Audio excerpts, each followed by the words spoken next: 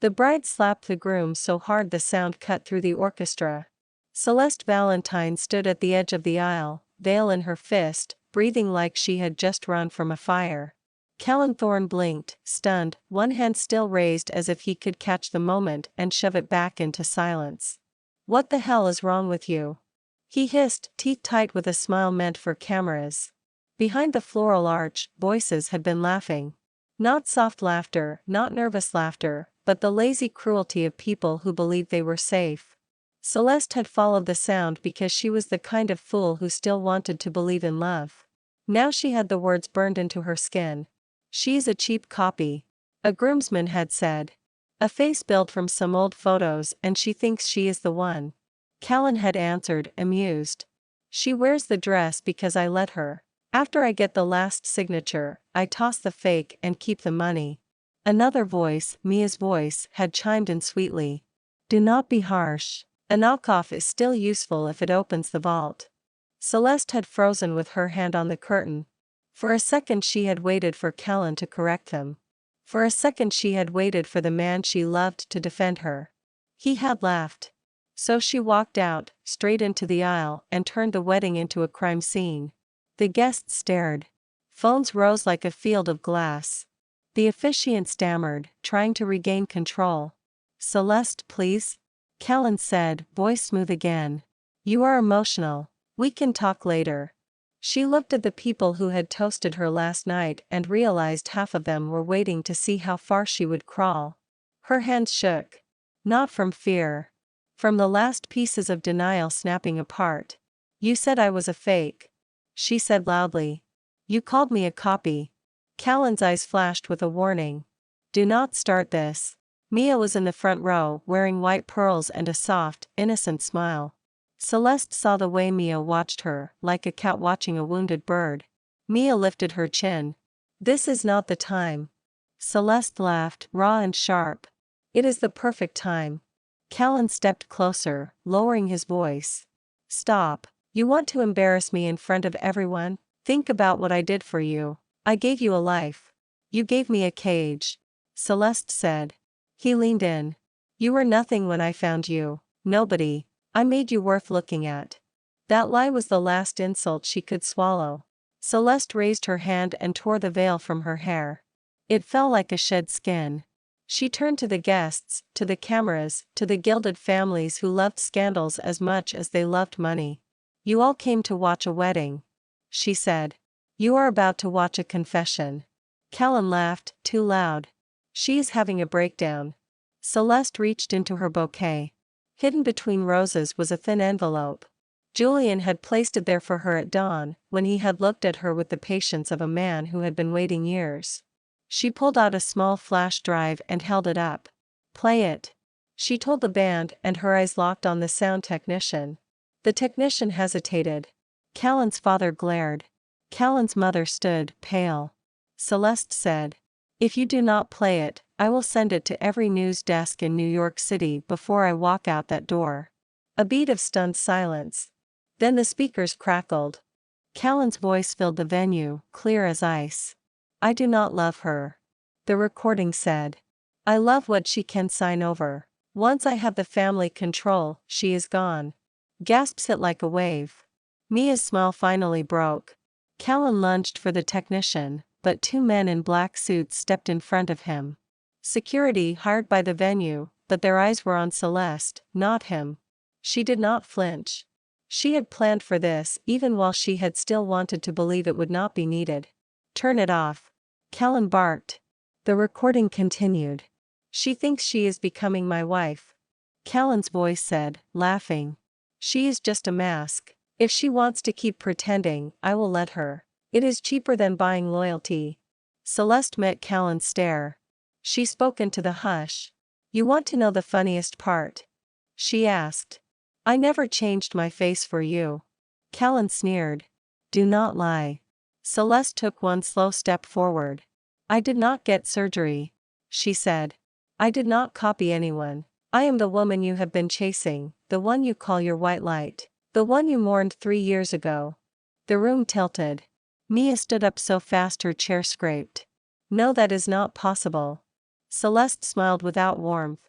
It is possible, it is true, and I am done being polite. Callan's mouth opened, then closed. For the first time, fear cracked his perfect control. Celeste raised her voice, every syllable clean. My name is Celeste Valentine, and this wedding is over. The venue emptied in waves, like a tide pulling back to reveal bones. Some guests fled, embarrassed to be seen. Others stayed, hungry for more. Reporters were already outside, their vans lining the road as if they had been invited. Callan tried to follow Celeste when she walked away from the altar. He caught her wrist near the corridor that led to the bridal suite. Let go, she said. He tightened his grip. You think you can ruin me and walk away? Who are you, really? Celeste looked at his hand on her skin. It was the same hand that had brushed her hair, held her waist, signed papers with hers. She remembered how she had once felt lucky when he chose her. Now she felt only disgust. I am your mistake, she said. Mia came rushing down the hall, heels clicking like gunshots. Celeste, stop this. She pleaded, breathless. You are hurting everyone. You are hurting yourself. Celeste turned slowly. You are worried about me? That is new. Mia's eyes darted to Callan. Her voice softened. You are confused. You have been under pressure. Celeste laughed. You mean I am finally awake? A man stepped out from a side door. He was tall, in a dark suit, his expression composed. Julian Mercer, the family attorney, and the only person in this building Celeste trusted. Miss Valentine. Julian said calmly. The documents are ready. Callan stiffened. Who is he? Why is he calling you that? Celeste watched Callan's confusion like a fire that might finally burn the lies away. Because that is my name, she said. It always was. Even when I used a different one. Even when you pretended to mourn me. Callan's jaw clenched. You are not Celeste Valentine, she died. Celeste leaned closer, voice low enough that only he and Mia could hear. I let the world think I died, she said. I needed to know what you would do when the money and the spotlight were not watching. Mia went still. This is insane. Julian opened a folder and slid out a single sheet. It was a DNA confirmation letter, printed on plain paper, stamped, signed, boring and lethal. Julian held it up. This is verification of identity, biological match to Raymond Valentine, confirmed through sealed records. Ms. Valentine is alive. Callan's face drained. No. He whispered. Celeste watched the moment as greed fought his fear. She almost felt pity. Almost. You fell in love with a story, she said. A glamorous girl, a powerful family, a door into a world you could not enter alone. You did not love me. You loved the idea of owning me. Callan snapped back into anger. You set me up. I gave you a chance, Celeste said. 3 years, Callan. 3 years of me standing right in front of you, watching you pretend you were a good man. Mia stepped forward, voice sharp now. Why would you do that? If you were her, why hide? Celeste turned her head. Because someone tried to kill me. The hallway went quiet. Mia's breath hitched. Celeste continued, each word a blade. 3 years ago there was an accident. My car went off a bridge. Everyone believed it was a tragedy. She looked at Mia. It was not a tragedy. It was a plan.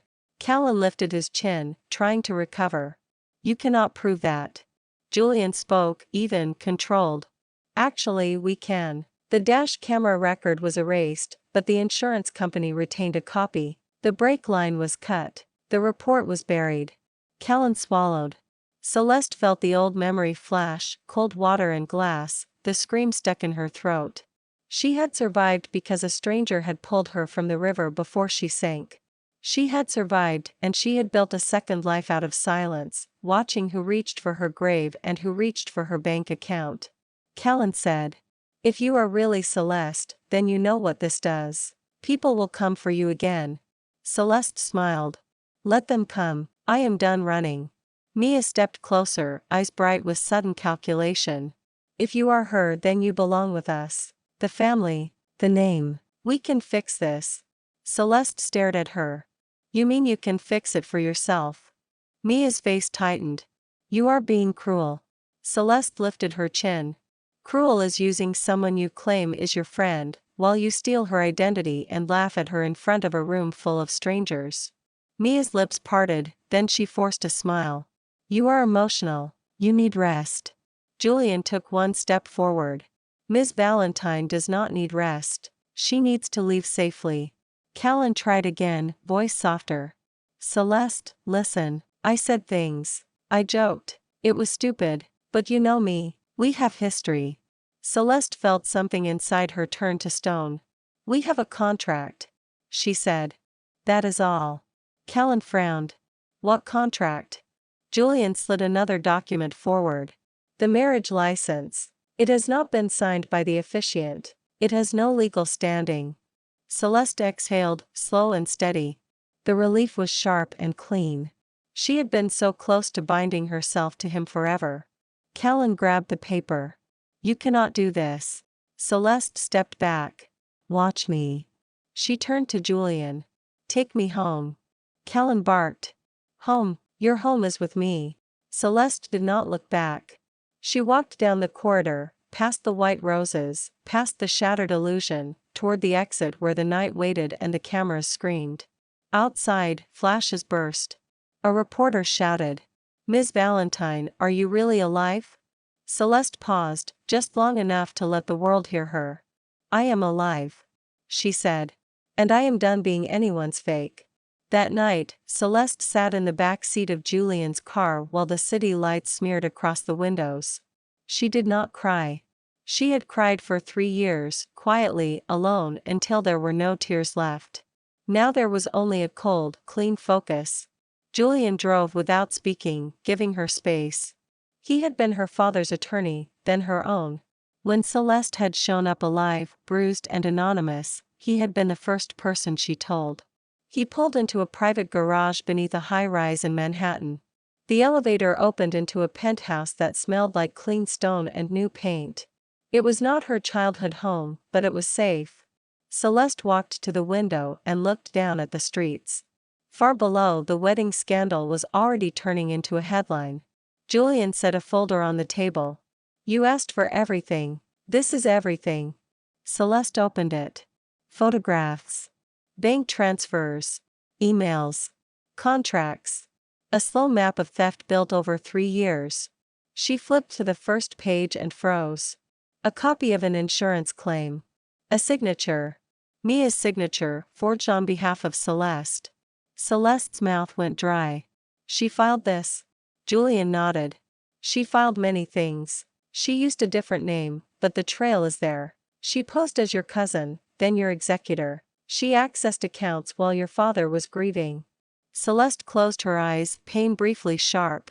Her father had been crushed after the accident. Raymond Valentine had tried to hold the family empire together with shaking hands, believing his only daughter was dead. And while he mourned, Mia and Callan dug into the vault. Celeste opened another page. There was an email chain, Callan writing to a banker, charming and arrogant. Once the marriage is finalized, I will control the voting shares. Callan had written. My fiancée will do what I tell her. She is grateful I saved her. Celeste felt sick. Julian's voice stayed steady. They intended to use the wedding as a legal lock. After that, they would have pushed her father out. Celeste stared at the documents. And the accident? Tell me again what you found. Julian took a breath. The brake line cut was not random. The mechanic was paid in cash. The cash came from a Shell account. The Shell account traces back to Thorn Ventures. Celeste's fingers tightened around the paper. Callan paid for it? She asked. Julian hesitated. Callan authorized the transfer. Mia arranged the contact. Celeste laughed once, empty. They tried to kill me together. Julian watched her carefully. Are you sure you want to go all the way? Celeste looked up. Do you think they will stop if I do not? Julian did not answer, because the answer was obvious. Celeste stood and paced, the penthouse suddenly too small. She remembered the day she met Mia. A bright smile at a charity gala, a compliment about Celeste's dress, a promise of friendship. Mia had been with her through everything. Or had seemed to be. Celeste stopped, hands on the back of a chair. I thought Mia was my friend. she said quietly. I thought Callan was my future. Julian's tone softened. They saw your light and decided to steal it. Celeste turned. I want them to feel what they made me feel. Julian nodded once. Then we proceed. Celeste walked back to the table and opened the last folder. Inside was a set of sealed legal filings, already prepared. These are criminal complaints, Julian said. Fraud, identity theft, conspiracy. We can file tomorrow. Celeste's eyes flicked over the pages. And the company? She asked. Julian slid out a second set. Emergency injunction, a board meeting, evidence of financial misconduct. If you move fast, you can freeze Thorn Ventures before Callan moves assets overseas. Celeste breathed in. For the first time since the wedding, she felt something like power return. Not borrowed power, not beauty used as a bargaining chip, but her own. Her phone buzzed. A message from an unknown number. It was a photo. A selfie. Mia, smiling, holding a glass of champagne. Text beneath it read. You cannot keep a dead girl alive. Celeste stared at the screen. Julian said. What is it? Celeste showed him. Julian's eyes hardened. She is panicking. Celeste typed a reply, slow and deliberate. Watch me. She sent it, then turned the phone off. Julian watched her. What is your plan? Celeste walked to the window again and looked at the city like it was a battlefield. Tomorrow, she said. I take back my name. Then I take back my money. Then I take back my life. Julian nodded. And Callan? Celeste's reflection in the glass looked like a stranger, beautiful and dangerous. Callan gets what he always wanted, she said. Everyone will see his true face. The next morning, Celeste walked into the Valentine family headquarters with cameras outside and security at the door. The building had been hers since birth, even if she had been gone. Raymond Valentine was waiting in a private conference room. He looked older, his hair more gray than she remembered. When he saw her, he stood so fast the chair fell back. Celeste, he whispered. She stepped forward and for the first time in 3 years, she let herself break. Not into weakness, but into grief that had been held too long. Papa, she said. He crossed the room and held her like he would never let go.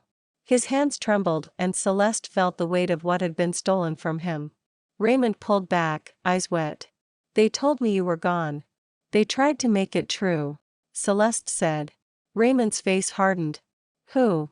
Celeste met his stare. Callan Thorne, Mia Hart, together. Raymond's jaw clenched. Then we end them. Celeste nodded. We end them. By noon, the story had exploded across every screen. The bride was alive. The groom was a liar. The best friend was a thief. Talk shows replayed the recording. Social media ripped Callan apart. He tried to post a statement, but every word sounded like smoke. Celeste did not watch. She sat in a boardroom on the 42nd floor of Valentine Tower, surrounded by executives who had spent 3 years wondering if the empire would survive. Julian stood beside her, stacks of documents ready. Raymond sat at the head of the table, his gaze steady. Celeste took the chair on his right. It felt like stepping back into a place that had always been hers. A man with a silver tie cleared his throat. Ms. Valentine, with respect, the company has already transferred certain voting proxies to Thorn Ventures under the assumption of your death. Celeste nodded. I know. Another executive leaned forward. If Callan controls those proxies, he can call an emergency vote. Julian slid a packet across the table. Not anymore. He spoke like a surgeon. Calm. Precise. Unfair to anyone who thought he was soft. We have filed for an injunction, Julian said.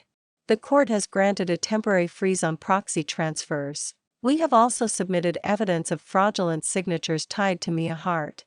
The room shifted. Mia's name landed like poison. Raymond's voice was low. She used my grief as a tool. Celeste said. We will use her greed as a chain. A door opened and a security officer stepped in. Ms. Valentine, there are reporters downstairs. Also, a Mr. Thorne is here. He demands to see you. Celeste did not blink. Let him in. Raymond frowned. Celeste. She looked at her father. I want him to see what he lost. The officer left. Minutes later, Callan walked in like he still owned the building. His suit was perfect, but his eyes were bloodshot. He tried to smile, but it cracked. Celeste stood. Everyone in the room stopped breathing. Callan lifted his hands. This is insane. This is being twisted. Celeste, you and I can fix this. We can make a joint statement. Celeste looked at him as if he were a stranger trying to sell her a cheap watch. A joint statement. She repeated. You mean a joint lie? Callan's jaw tightened. Mia manipulated me. She fed me stories. She told me you were not who you said you were. Celeste tilted her head. You heard me behind the curtain. You said I was a copy. That was not Mia. That was you. Callan took a step closer. I was angry. I was stressed. The wedding, the pressure. I said things. You know how people talk. Celeste's voice stayed soft. People say what they mean when they think nobody is listening. Callan's eyes flicked to the executives. He shifted tactics, aiming for authority. This company depends on stability. He said loudly. If you destroy me, you destroy partnerships. You hurt your own people. Raymond stood, slow and imposing. You already hurt them. You hurt my daughter. Callan stared at Raymond, then back at Celeste. His voice dropped, intimate. You loved me. That was real. Do not pretend it was not. Celeste felt the old ache try to rise. She crushed it. I loved a mask, she said. Just like you loved mine. Callan reached into his pocket and pulled out a small ring box. He opened it. The diamond gleamed under the boardroom lights, obscene in its innocence. I never stopped wanting you, he said. I was going to make it right. Celeste looked at the ring, then at his face. You were going to buy me, she said. Again. Callan snapped, anger breaking through. What do you want, then? Money? Power? Revenge? Celeste stepped closer, her heels clicking on marble. I want the truth, she said. And I want justice. Julian placed a tablet on the table and tapped play. A new recording filled the room. Mia's voice, laughing, clear. He is desperate. Mia said in the audio. He will do anything if he thinks she is alive. Use that. Keep him begging. Keep him stupid. Then Callan's voice, colder. Once I have the proxies, I do not need either of them. He said. The father is weak. The daughter is sentimental. I can take the whole empire.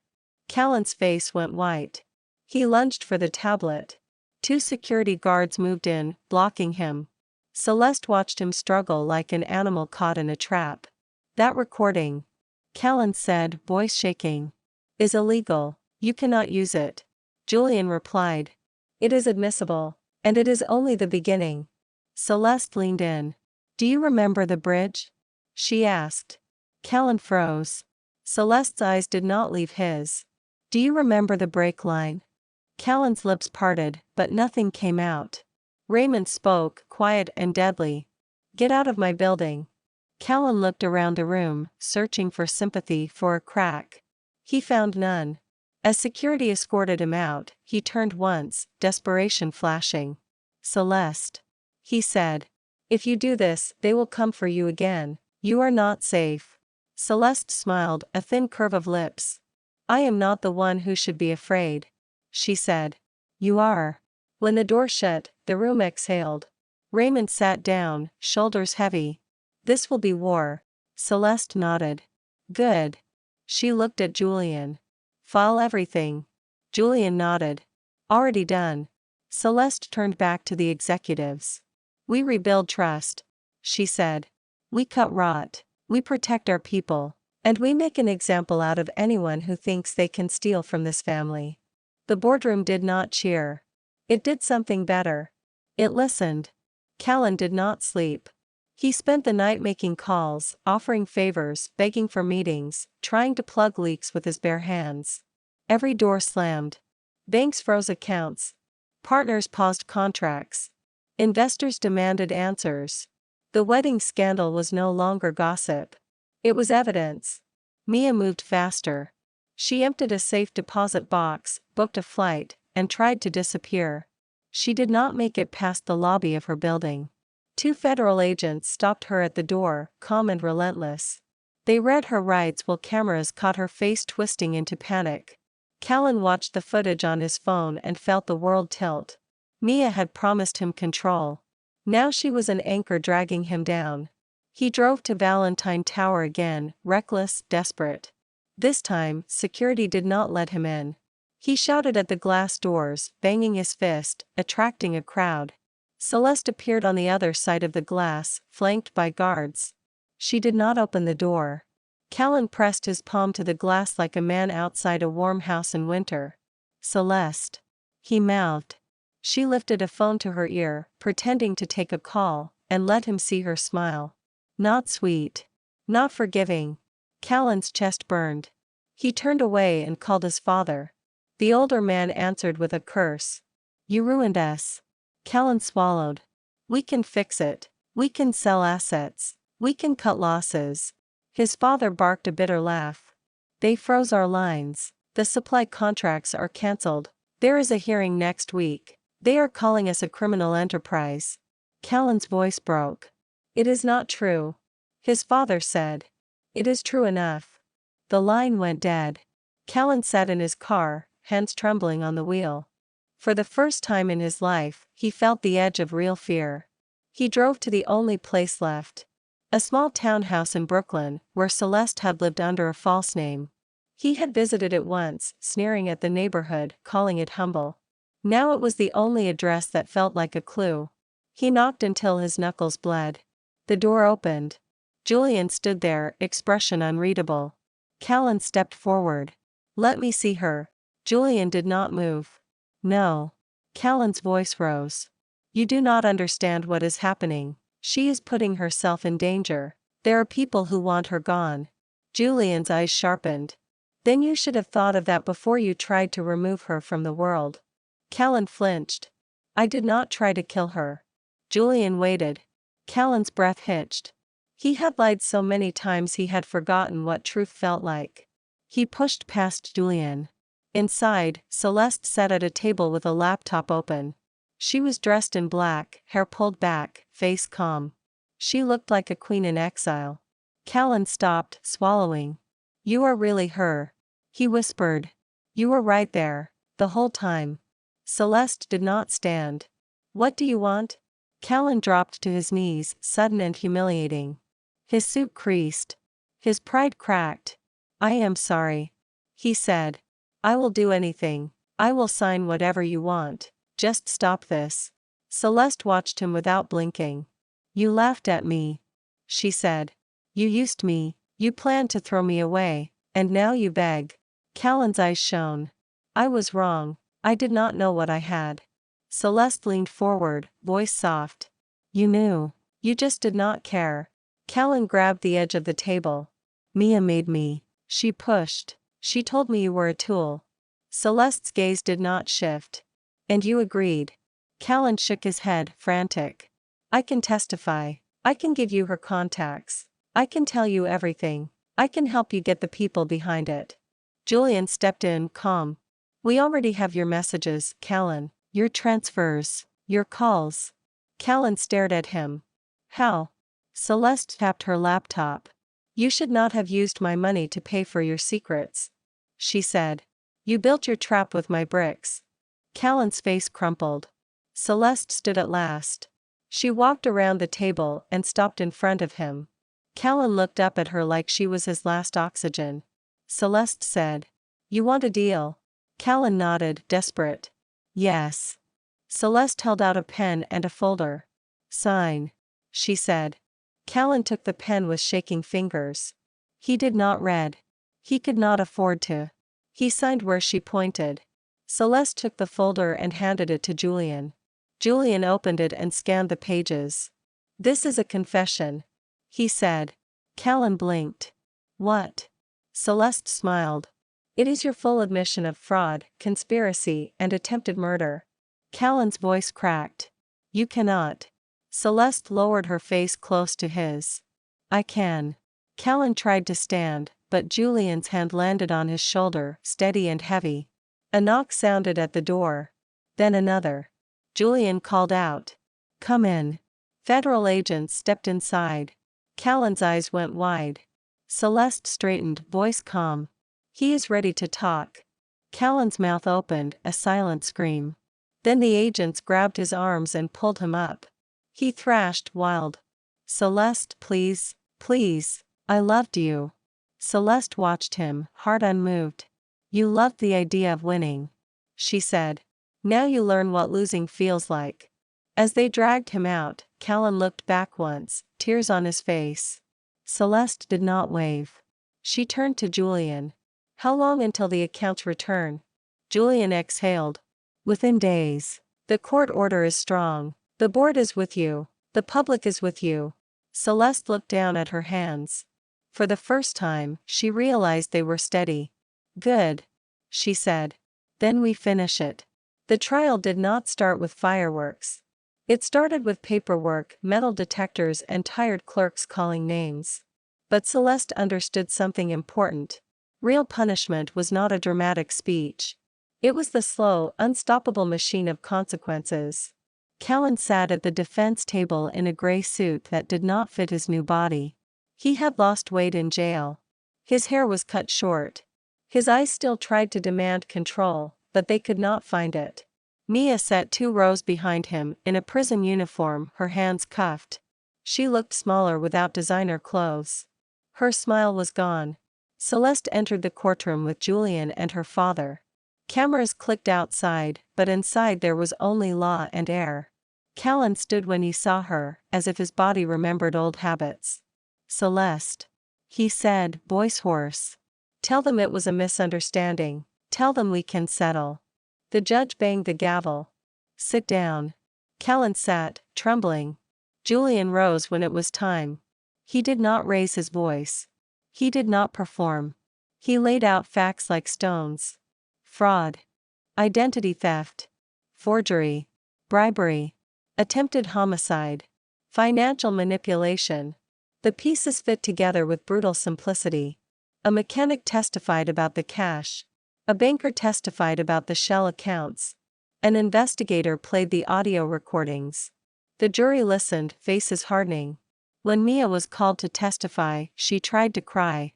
She dabbed at her eyes, voice soft. I loved Celeste, she said. I was trying to protect her. Callan pressured me. He said he would ruin me. Julian asked one question. Why did you book a flight the day after the wedding? He said. Mia froze. Julian asked another.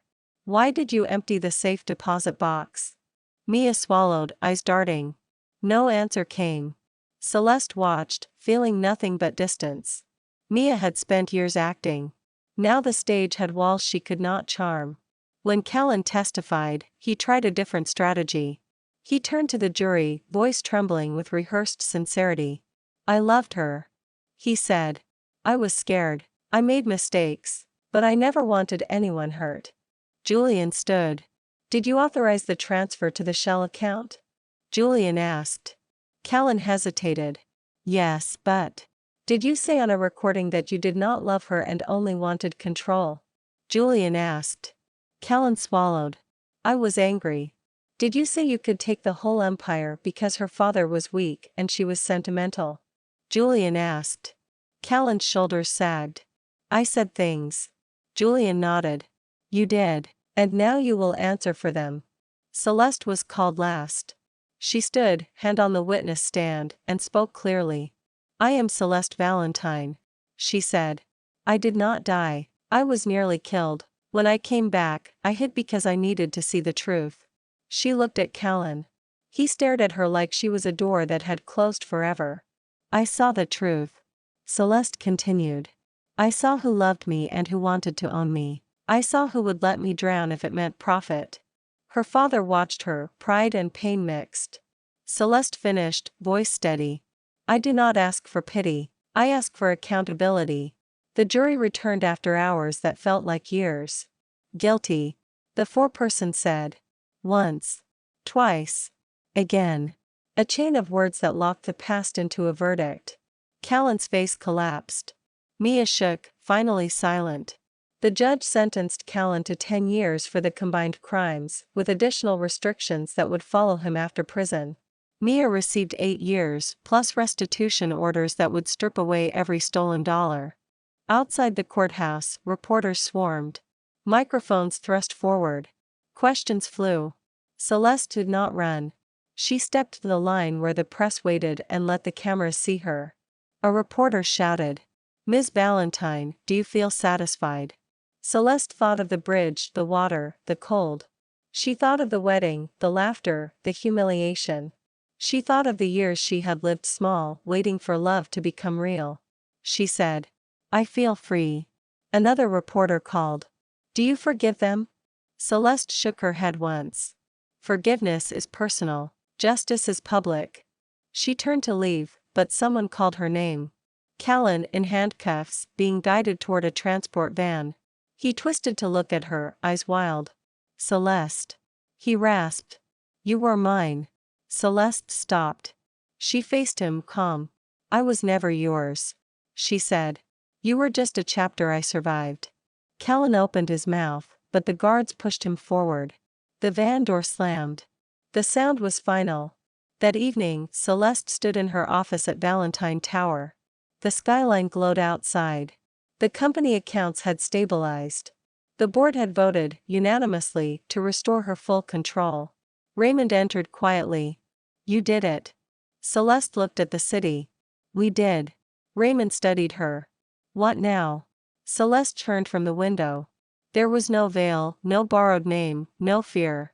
"Now I live," she said. Loudly. Julian knocked lightly and stepped in. "The last filings are complete. Your name is clean on every record." Celeste nodded. "Good."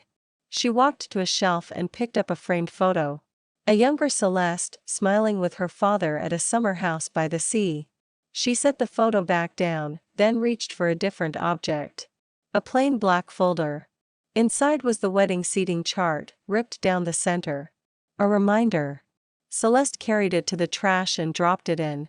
She did not hesitate. Celeste breathed in, and for the first time in years, the air did not feel like a cage. She whispered to her reflection, quiet but certain, "I am back." Thanks for watching. Follow for more romance stories.